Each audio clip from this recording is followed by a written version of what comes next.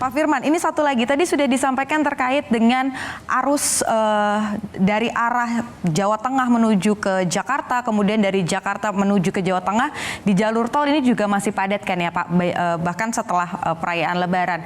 Dan sistem one way ini juga jadi salah satu kunci. Kebetulan kemarin saya dapat kesempatan untuk mengawal nih langsung di jalanan. Dan betul tidak sampai 30 menit ternyata ketika diberikan atau diberlakukan sistem one way langsung jalanannya bisa kembali terurai kemacetannya. Nah, tapi ada nggak sih Pak catatan ataupun juga evaluasi terkait dengan penerapan sistem one way ini? Karena untuk beberapa waktu juga sempat terjadi antrian ya di jalur arteri ketika one way ini diterapkan.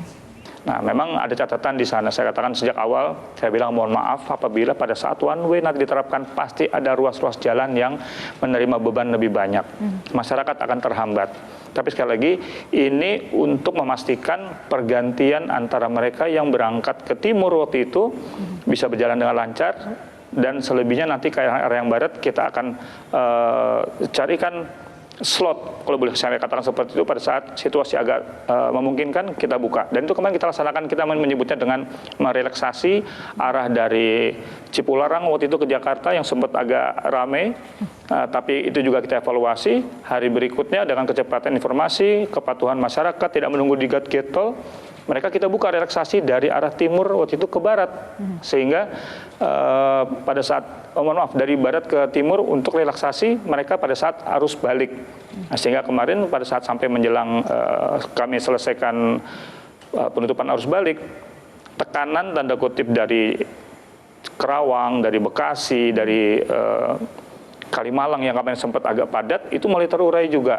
Inilah kami yang katakan tadi sangat dinamis tadi, slot mana yang bisa kita pakai untuk memastikan cara bertindak yang paling sedikit menimbulkan satu bentuk kerugian tanda kutip bagi masyarakat yang ada di jalan. Kita mencoba mengatur menyeimbangkan seluruhnya secara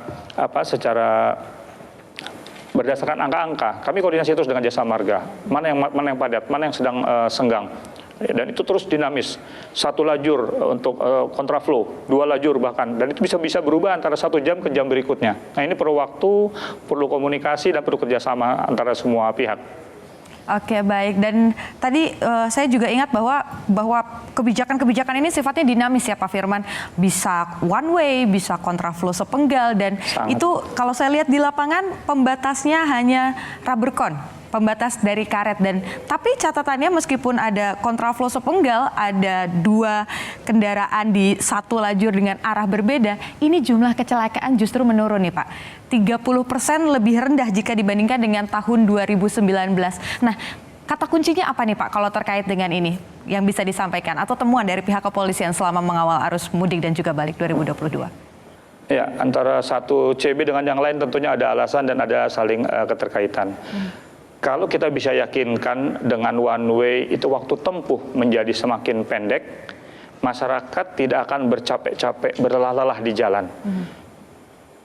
Nah, ketika lelah fisik, lelah psikologis karena macet, kemudian harus berhadapan dengan jalan yang hanya dibatasi dengan rubber cone tadi itu, ini sangat tinggi potensi rawannya.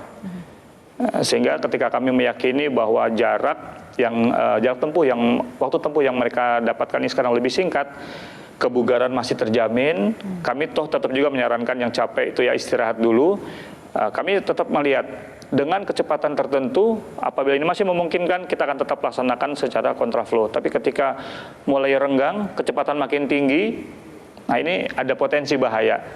Itu yang kita mulai geser lagi, tarik lagi, buka tutup arus untuk memastikan dengan kecepatan tertentu, artinya apabila terjadi kecelakaan, fatalitasnya juga tidak tinggi.